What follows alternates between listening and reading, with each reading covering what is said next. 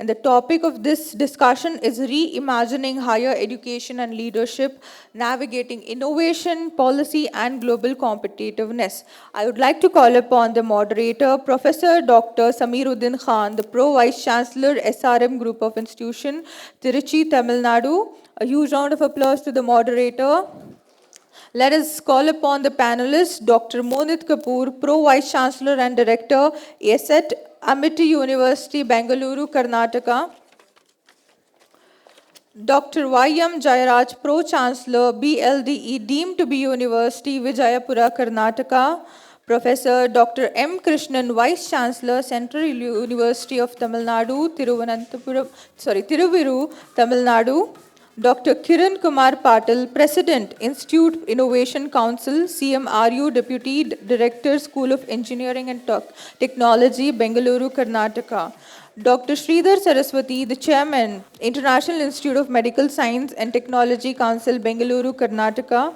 Dr. Atul Kumar, Vice Chancellor, Rai Technology University, Bengaluru, Karnataka. Akshay N, Senior Manager, Merito. A huge round of applause to all our panelists and moderator. Over to the panelists and moderators. So good afternoon and warm greetings to all the distinguished Vice Chancellors, Pro Vice Chancellors, Pro Chancellors, Deans and all the academic and industry leaders. It's a great honor to moderate a dialogue on a theme that sits at the heart of national and global higher education transformation. So we stand today at the intersection of disruption and opportunities. We see rapidly changing and evolving technologies around, students' aspiration changing. We have outcome-based education framework and implementation of NEP 2020. Now this has compelled us to redefine what it means to lead a higher education institution. So the discussion today is not just to find one answer, but to explore multiple perspectives on how visionary leadership can transform institution of higher education, making it globally competitive and to be driven by innovative ecosystems. So we are privileged to have leadership representing full spectrum of academia and industry. I am very much honored to sit in between the Vice Chancellors, the Pro Vice Chancellors, distinguished academicians. So I'm looking forward to an enriching kind of dialogue that is not just descriptive, but also transformative in imagination. So I'd like to start my question with Dr. Sridhar Saraswati. Now, he has been an inspiration for me when I was sitting there and listening to him. So I'd like to start with a question that basically suits him.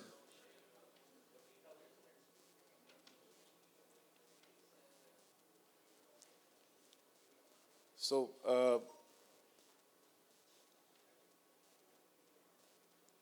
let us talk about transformational research and impact, sir. So, how do we transform our research culture from publish or perish to innovate and impact?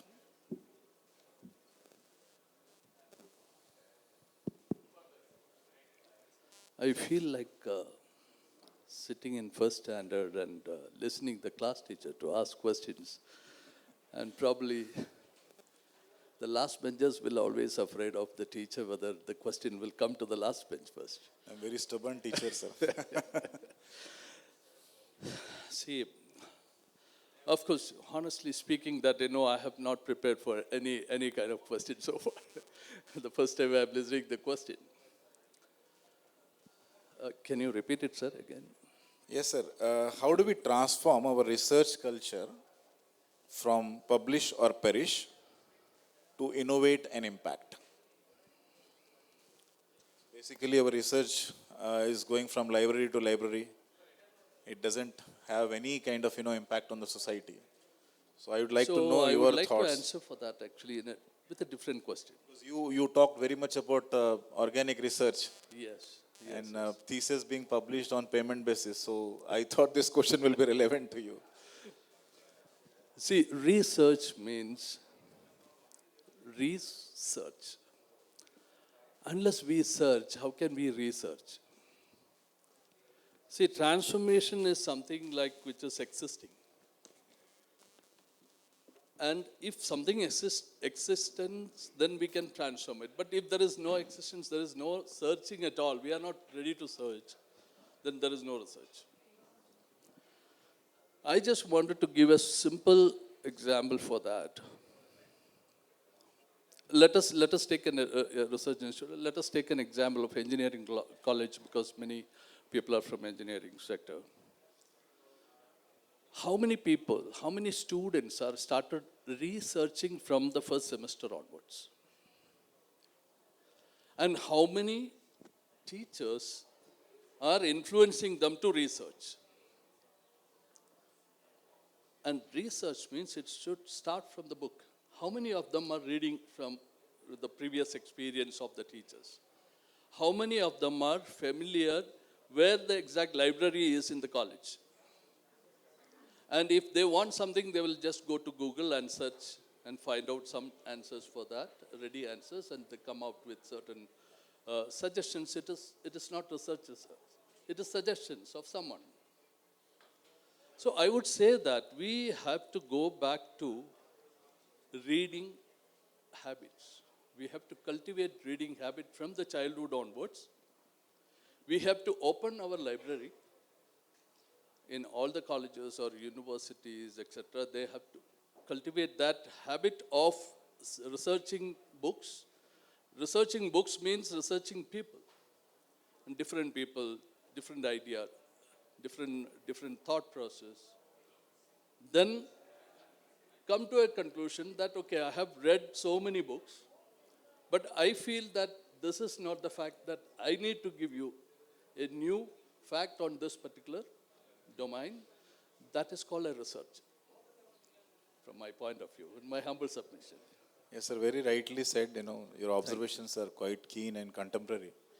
As faculty have stopped reading textbooks. They are more on Googling and downloading the non-curated information. And that's very harmful.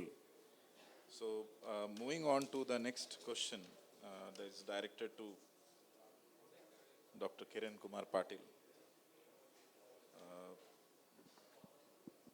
The question is very specific.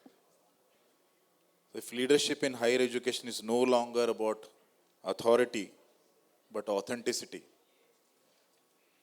what one quality must tomorrow's Vice Chancellor possess to stay relevant in a volatile, uncertain, and tech-driven world? Should I repeat the question? No problem, sir. Yeah. Covered. So today, as sir mentioned, we all are heading towards, or we are in the UCA world, and tomorrow's leaders are expected to be aligned with the requirements and to be ready to face the challenges which are being posed to us and make our students ready. Students are the major responsibility of a organization, and organization responsibility heads on the Vice Chancellor and the leaders of the organization, right? So being future leaders of organization, one should be a visionary than a manager.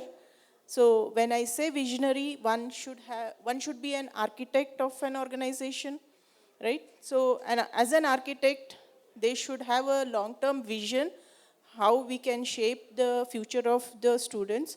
So mainly it should be a purpose-driven, I believe. So when I say purpose-driven, the first and foremost thing, the purpose of any education system should be to give back to the society, right? So we should nurture students' mindset that they give back to the society and make the society better, make the world better, right? They should be a contributor to SDG goals, 17 goals what we have, which is been uh, given by UN. So UN 17 SDG goals to be contributed by the future ready leaders. So towards that direction, as a leader of an organization, one should be ready, and we should be uh, inculcating the same vision to the subordinates also.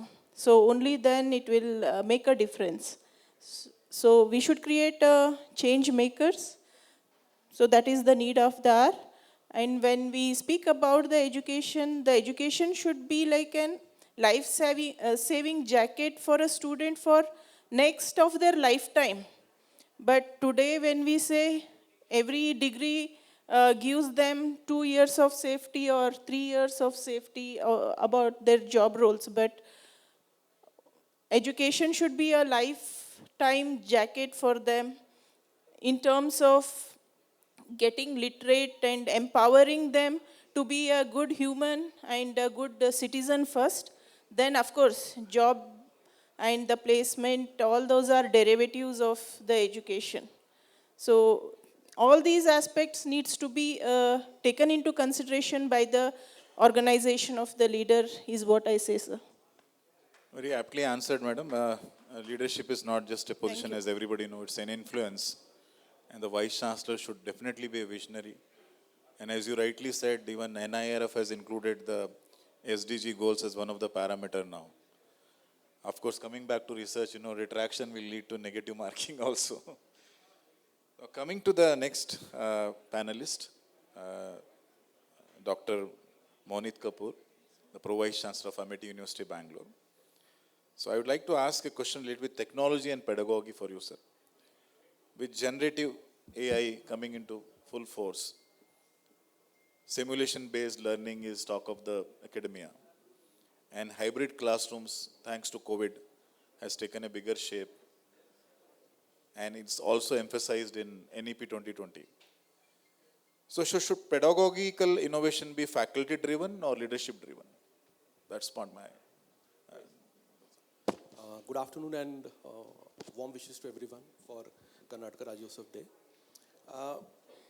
The question has many components to it, and I would like to first of all bring our focus to the state at which we are as society and as educators, particularly in the era of generative artificial intelligence. I'll push the clock back a little bit.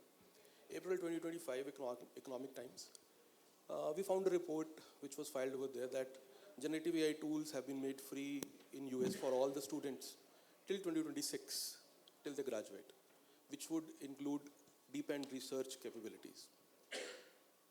Thereafter, some events happened in our country as well, where we saw that ChatGPT for education, it opened its office in India. At the first instance, they partnered with Coursera, and they started something called as OpenAI for Education. Thereafter, as we are speaking, 4th November is the date when ChatGPT Go is going to be unleashed to all the students of India for free, as well as for educators. So what does that mean? And it is a prelude to it. Perplexity, which was also throwing in its own weight, it offloaded Claude to all the users for free if you have an Airtel SIM. So there are various ways and mechanisms via which artificial intelligence is being offered to us as our daily multiplier. Having said that, I would also highlight that it is no more elephant in the room. It is a person sitting in the room along with us. Now, how do we leverage that? That is what is the most baffling question. And I would like to bring in an analogy over here. Let's say we are moving in a 500 kilometers per hour fast train, something like a bullet train. So if we look inside the train, everything is stable. No one is moving because everybody is moving at the same pace. But if you look just outside the window, the objects are just flying past by us. So it all depends on the perspective and the participant to this question. Who brings in the change? So if it is about leadership, leadership is expected to take short-term, medium-term and long-term decisions. And if it is faculty, faculty are the ones who are doing your work every day, who are meeting your students every day, who are supposed to carry out your core business, if I may say so, inside the classroom. With those thoughts, now I'll try to address the moot question. Who brings in the change? So change is there, sir. You feel it or not, the tools are there in the hands of educators as well as in the hands of students.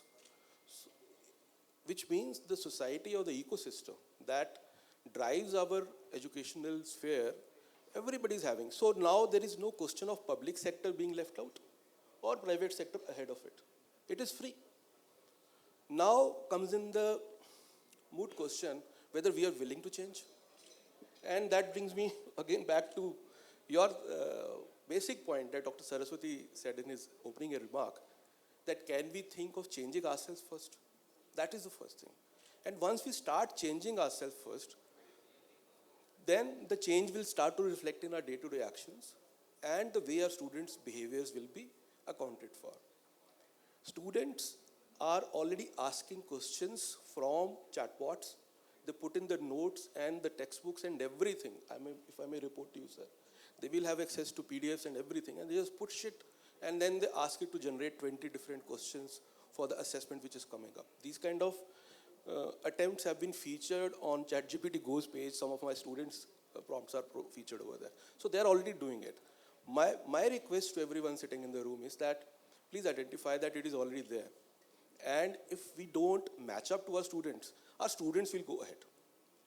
And if we want to keep pace with them, we will have to be prepared for that 1 week of our teaching plan if we are doing a delivery directly. And if we are leaders, we'll have to take a stock of the situation, see where it is going, and then drive those changes within our own educational institutions to meet our short-term goals, medium-term goals, as well as national long-term goals and international long-term goals. Thank you so much, sir. So very aptly answered, sir. We still find, because being an academician with an experience of 31 years, I still find that the students are pulled to the classrooms on the fear of attendance. And because somehow we have failed to be a teacher using the best of the pedagogy to engage the students in the content. Also, what do you feel about the assessments part? Do you think the assessment part to be revamped, keeping in mind the challenges of 21st century? Can I ask this question to Dr. Atul Kapoor, sir? Thank you, sir. Thank you, first of all, for calling us here. And I would like to answer your question about the assessment, sir. I think things have changed a lot over the years. I think primarily for the last 10 years or so. Since I worked in a private university, although I studied at the public university, so in the private university, things are a little different. I mean, if we leave some top-notch names aside, for example, like BITS and VIT and all that, so the rest of the university are just doing some business. They take students, they teach them in some certain form, but when it comes to assessment, probably that's not very stringent in my opinion. What I have observed that is just a business to teach them and just grant a degree, for some reason, in my opinion. And they have not thoroughly assessed the student, and the assessment components probably are not discussed or not probably thought through, because in various places we have seen the internal assessment is 25, external 75, and different people probably may have different opinion on that, but in my view, the assessment should be quite strict in all sense, and the faculty, in my opinion, should be free to assess the student. What we do in private institution, and for that matter, other institution, we just frame everything. Okay, this midterm exam will be in this format, end term exam will be in this format, and we just keep churning out those questions all over again. Faculty don't put much of the efforts, and the student just go through those questions, answer the question without any thinking, without any thought of putting any thoughts in the answering, and just get some grades. And people feel happy, okay, we got a great degree with the CGPA 8.25. In that, doing all these things, perhaps they don't get the knowledge because they're not made to work hard for their marks, right? So in my opinion, assessment should be faculty driven. Interim exam should be very small. If you ask me, I'll say the faculty should be free to do the assessment for the 100 marks as well, and then give the grades and submit the grades. That's about it. Otherwise, we are not doing the right thing. I mean, because faculty say, okay, we are constrained because we've been as a format for the interim exam, mid exam. Flexibility is the key, in my opinion.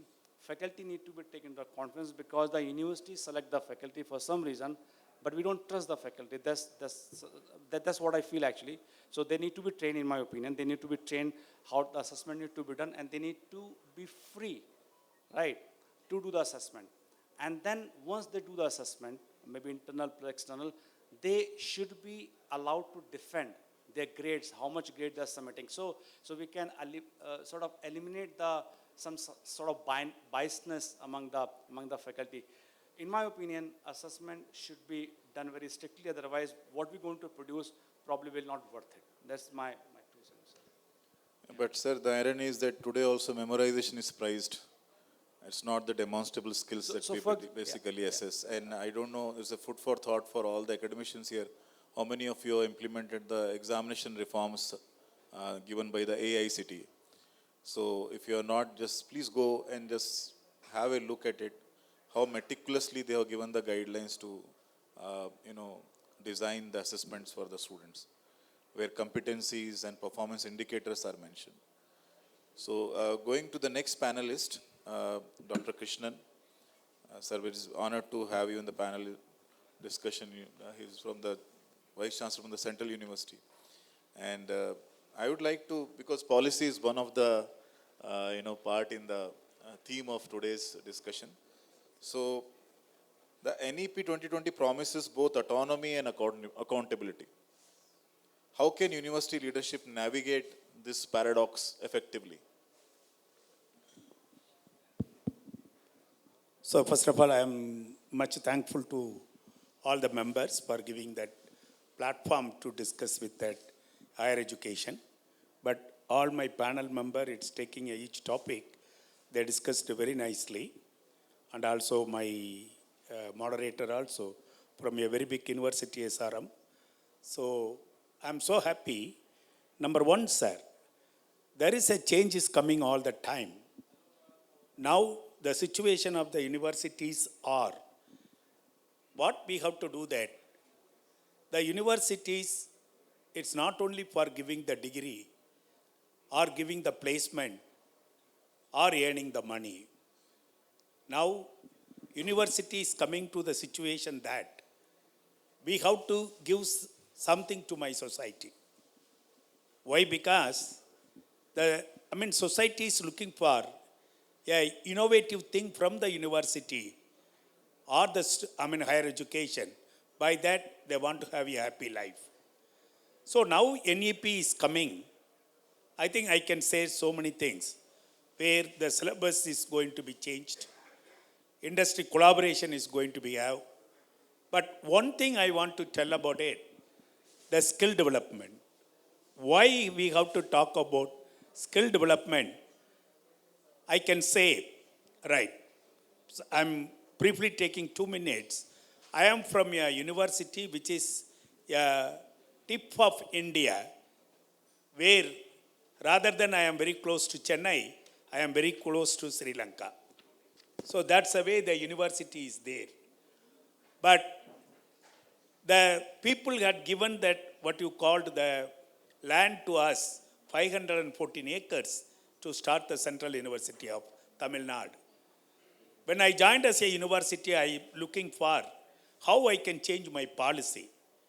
Because I have the students, more than 4,000 students in the campus selected by CUET entrance examination. Now I ask my students, they are very brilliant. They can go to that syllabus, complete the syllabus very easily. But what we are going to achieve for my society, it's very important. I told number one, kindly look into that, the problem what they are having in the society. For example, chemistry department students should go to the society where whether all the villages are having proper drinking water or not. Then I am telling that whether they have the proper road, the schools, they have the real computers or not. Like that, the students should work. So we are changing the policy in such a way that one side education should be there with the syllabus, as Sir told that. We framed our syllabus by using the AI. First, with the Board of Studies changing the syllabus, and also that checked by AI, which is going for the global ranking. So that's the way the policy, we are taking it properly. For example, NEP implementation. I mean, we are the number one university taking that exit and re-entry program. We are accepting any student, any part of that, country to come into the university by having that credit system. So I can tell that last year I have, but I can say that 240 students are coming to Central University of Tamil Nadu from various universities in India. That is the NEP. So exit. And at the same time, our students also going outside to learn something because facilities are not there in a single university. So we are going for outside. Sir, if you want to change the policy, I can say, even report says that AIU, there are about 50,000 research papers are there in India the last 4 years. But how many went to the society if you are looking for? No, it's less than 10%. So, we have to change the policy, right? Research, it's not only going for publication, it should go for the, what you call the society. That's the way we are working. For that, we are giving what you call the phone patent any teacher is getting. I am giving 25,000 rupees as a, supporting, right? If anything, it's going to the society, I can complete only one thing. The fisherwomen, because we are in the coastal area, fisherwomen every day taking the fish street by street and selling it.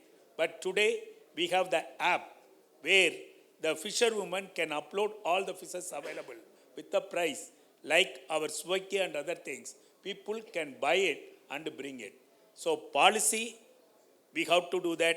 Sir, I proud to say that we are the number one university implemented almost all the NEP policy in Central University of Tamil Nadu. Thank you. So on that note, I congratulate you, sir, for being the pioneer in that. On the lighter note, NEP 2020, when we talk about, the most feared part of it is multiple entry and exit. There are multiple reasons for it. I would not like to start a controversy here. So I would like to now move to Mr. Atul Kumar. So let us talk about the vision of a leader to execute. Many universities, they articulate ambitious visions, but struggle with execution. So we are very good on the policies, but execution is always a challenge for us. What leadership framework or governance mechanism have worked in your experience to bridge the gap? So I like this question to be, shooted towards Mr. Akshay. So yeah, thank you so much everyone for the opportunity.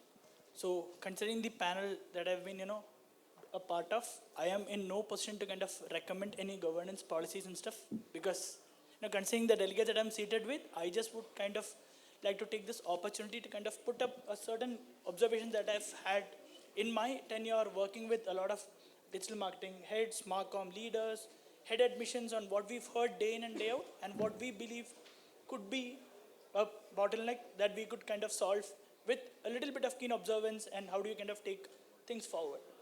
See, at every point of time or at any particular level, we are nothing short of visions. We are all visionaries. We do have a lot of inputs at our end that we want to take it forward.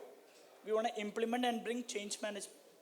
But somewhere or the other, I personally believe from the interactions that I've had with a lot of gentlemen that the problem is not with the vision, but it's the lack of an operational backbone to execute the vision. This is kind of a critical question because in my particular perspective, as a technology enabler for educational institutions, the most successful leadership is about bringing change management that becomes transformative. It comes only when technology, leadership, and governance, all the three intersect at one point of time. The old top-down or a 5-year strategic game plan, it does not work anymore. It's too rigid for the market that we are at present today. So the idea is to kind of utilize a solution, a holistic approach to get all the data into the particular system, analyze it, run models, see the past trends, see the responses, and on real-time basis, bring in changes in the decisions or fine-tune your decisions in such a way that the end goal should be moving away from, I think this is what needs to be done, to the data, the trend, and the analytics clearly shows this is what needs to be done in the future. So rather than just looking at assumptions that we have, the focus should be to rely on data and utilize its power to kind of come up or take up decisions. And finally, we have to measure that governance or that particular component. The idea is to operationalize the entire vision through setting smaller KPIs, achievable chunks, and then how do you kind of work day in and day out to kind of achieve the end goal, all while keeping a feedback loop in place so that we need to have the changes to be incorporated day in and day out. Thanks for the comprehensive insight, sir. We have only 6 minutes left. I will have a question that can be taken up by any one of you. Yeah, please, sir. Yeah. You asked about the vision for a university, right? And the execution. There's some problem. Basically, we are good at policy making, Yeah. but execution is always a If the challenge. policy is flawed, then execution going to be flawed, right? So what we talk about the vision. So if you look at the vision of any university, so I've taken few actually. So one is, so most of them are cut and paste, copy and paste. I mean, if you go to any university, be it central or big or small, and so they said to become the world-class center of excellence. They say When the vision and mission are not consistent with each so other. I'm saying that drafting the formation of the vision is flawed, then of course execution going to be flawed, right? And we don't put a lot of thought in making the vision. So vision is come from either the government, in case of private, it should come from the management or the VC or whoever is that. And then you draft a very like well drafted and sort of a vision which really means something. It should not be cut and pasted, right? Once you make a vision, it can be executed. So execution is flawed because it's not made well. Now, for example, how to create a vision for the university? I think the stakeholders should sit and in my view, to draft a vision, we need 4 things, in my opinion. The number one, the first thing is that education should be looked at, number one. That means education means the teaching of the grad, undergrad, then the research. The second part should be about the faculty, what we want faculty to be. Third is the student, and fourth is the culture. Now, if we discuss for this matter for weeks, then probably we can come with something tangible as a vision statement. So that's the vision for a university, and we need to have the mission to achieve that vision. We don't do it. We say, okay, this is a vision and there's a mission. We don't know the leg and head of the tail of head of that thing. So therefore, we struggle to do. So that's my understanding, sir, actually. Thank you, sir. Thank you so much. Also, to add on to sir's points, I think each university has to look at their SWOT analysis. They need to do their SWOT analysis, their strength, their opportunities. Based on that, vision and mission could be drafted, I believe. Thank you. Very rightly said, madam, because we have to start with the SWOT analysis to derive our vision and mission. Yeah, that's what we are left out with the 4 minutes of time. So I would like to open the floor for the esteemed participant to pose a question to the panelist here. Can I expect any questions from the audience, please? Very good afternoon to all. I'm Professor Shivakumar from the Department of Education at Alapa University, Karaikudi, Tamil Nadu. My question is regarding the credibility. How do you settle the hurdle when researchers' credibility is assessed primarily through metrics tied to publications rather than real-world impact or social impact? Once again, I repeat, how do you settle the hurdle when the researcher's credibility is assessed primarily through metrics tied to publications rather than real-world impact or social impact? Thank you, sir. Can I take it? You can take it. Though I am a limited kind of a researcher, I'm not a full-blown researcher, but I'll try to say it in few words because we are really short of time. Sir, the question is very important and it is a very, very significant part of academia these days that we need to figure out how research has to go forward. But we need to, I'm a man of data, so I'll just give you a little idea.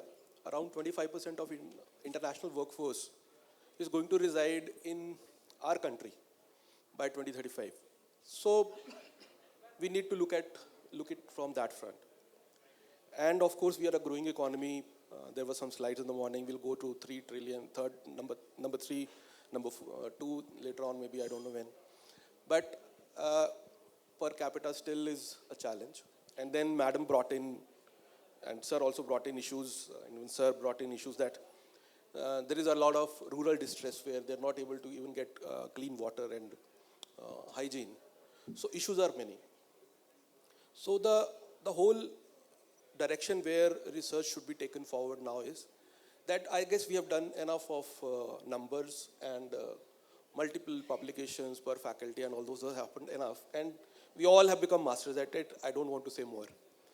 Can we think of bringing in an element, every institution, where we think that at least 10% of our research endeavors are having a tangible impact on the society, or if we fix a target for ourselves, that is how it will proceed.